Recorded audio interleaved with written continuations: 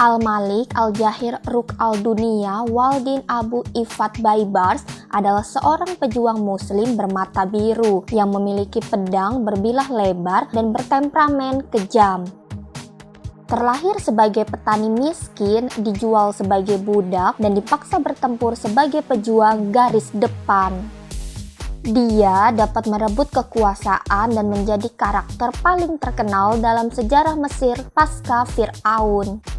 Dia terlahir dari keluarga petani Kipchak Turk yang miskin, bertani di suatu tempat di semenanjung Crimea di Ukraina. Baibars seperti banyak kerabatnya tinggi dan kuat.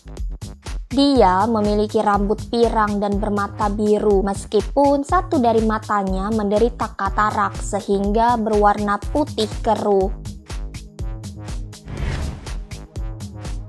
Ketika dia masih muda, suku Baibars diserang oleh orang-orang Mongol. Dalam serangan itu, orang tua Baibars dibunuh, desanya dibakar dan menangkapnya untuk dijual sebagai budak di Damaskus. Baibars dibawa kembali ke Mesir, dan karena kelakuannya yang buruk dan kemampuannya menggunakan persenjataan, ia terdaftar di infanteri pasukan Mamluk. Dia dipaksa pindah ke Islam dan melayani Sultan. Pada tahun 1260, para utusan dari Khan Besar tiba di Kairo.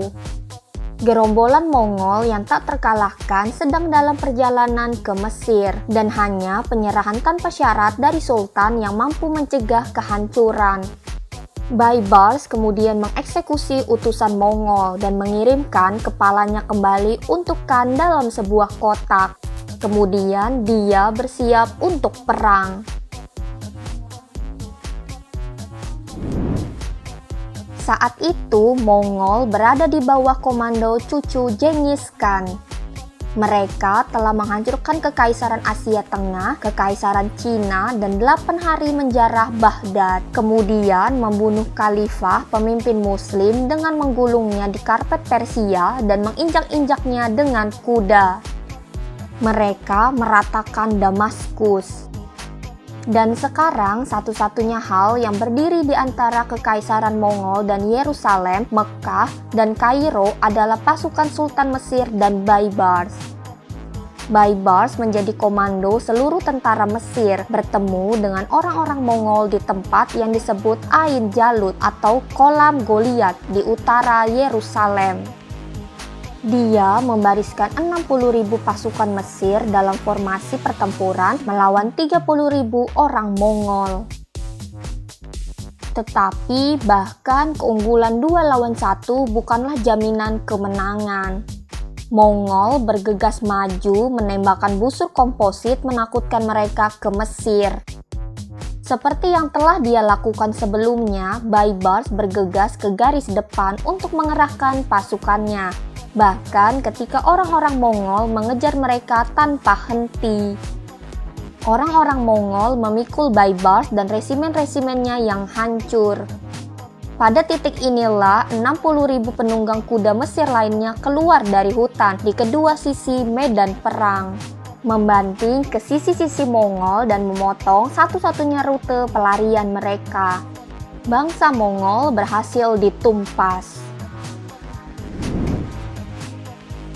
Dalam perjalanan pulang ke Mesir, Baibars meminta kenaikan kekuasaan kepada Sultan. Tapi Sultan menolak dan Baibars membunuhnya, lalu merebut benteng Kairo dan mengubah namanya menjadi Al-Malik Al-Jahir yang berarti Raja Penakluk. Karena semua orang membenci Sultan dan mencintai Baibars, tidak ada yang peduli. Baibars akhirnya meninggal pada 1277 karena tak sengaja membunuh dirinya sendiri. Rupanya dia meracuni minuman dari salah satu pangeran saingannya. Tetapi orang itu mengganti gelasnya dan Baibars sendirilah yang meminum racunnya.